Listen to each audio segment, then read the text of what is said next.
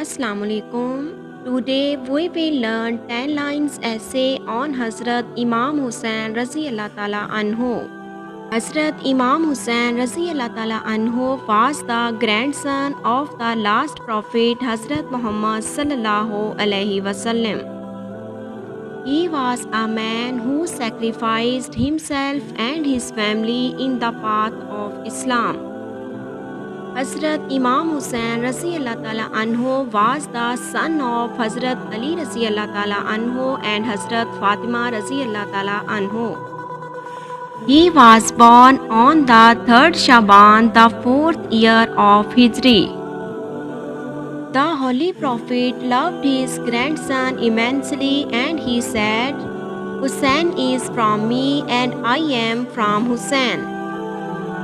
Hazrat Hussain Raziyallah Ta'ala Anhu fought the Battle of Karbala against Yazid for the existence of Islam.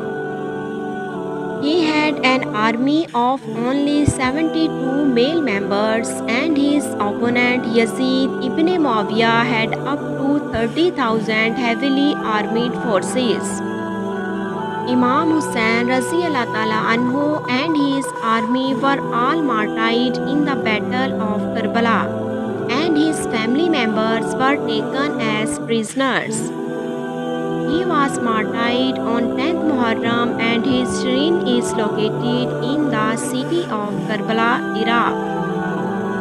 Indeed, Hazrat Imam Hussain Raziyallah Ta'ala Anhu alive in the hearts of Muslims.